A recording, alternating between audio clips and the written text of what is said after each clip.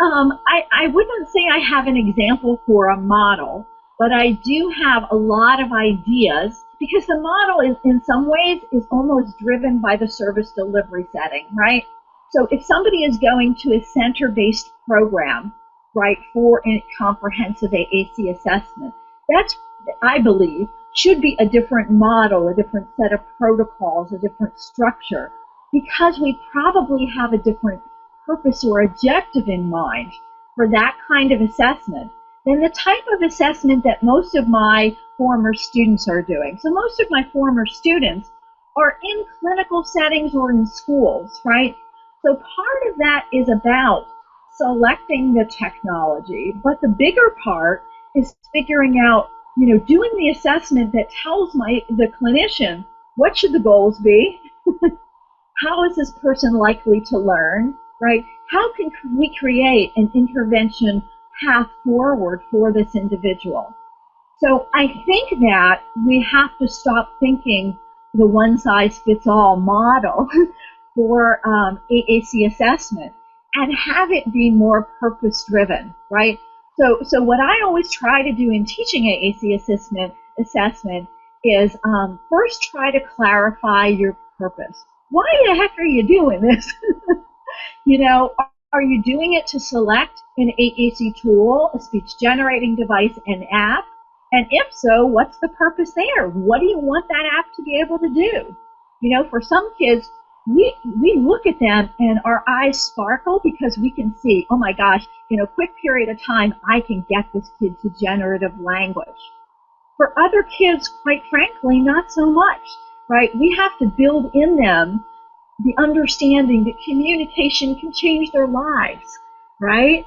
And that's a very different kind of app that can help me with that, or tool that can help me with that, than the one that can get them to generative language within the next 12 months, right? So clarifying the purpose, what is it that you want that app or device to be able to do, I think will help us better able to select tools and strategies for the assessment purpose. So I think crafting, changing our mentality as academics, as scholars, as practitioners, away from, okay, there's this one model that we all should be following, and if we're not following it, we want to hide it. It's a feeling of shame. I don't want anybody to know I do my assessments this way, right? Because that's all my school or my clinic will allow me to do in a practical sense, right?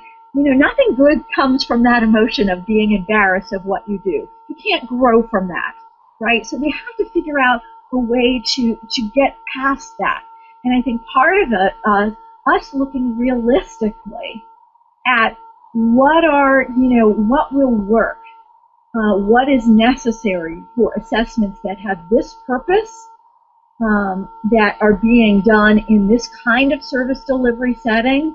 And I think the other thing that will do, Ajit, is, I don't know how to say this in a diplomatic way, so let me just say it the only way I know how. Often with AAC assessments, people who are involved in doing them are not necessarily working together well, right? So it may be that I'm serving this kid in the school and things aren't going as well as the family was hoping they would, and so they take them to a center-based program for an assessment, right? And there isn't necessarily this good collaboration between the AAC assessment in the school or in my clinic, because I'm in a university clinic, right, or the center-based program.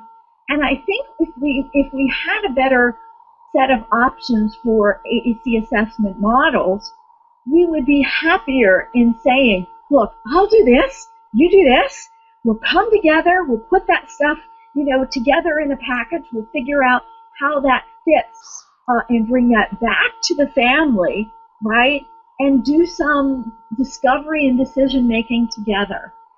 We don't have a model that allows us to do that, and I think we all, practitioners, families, and kids alike, really suffer, and I do mean suffer, because it causes all of us a lot of angst. Look, when we're not doing our job well as speech-language pathologists, you know, it really gets to us. We went into this profession because it's a calling, because it's a mission. And so when things aren't working, we're the kind of people that keeps us up at night, right? That is not something that feels good. And so I think a big piece of this is in a way not our fault, right? We have to go back and redraw the blueprints for some of this, because I think we put practitioners into a no-win situation. And we need to figure that out. Those of us in academia, those of us who have, a little bit more freedom in how we do things, we've got to go back to the drawing board and take another look at these things and do it together.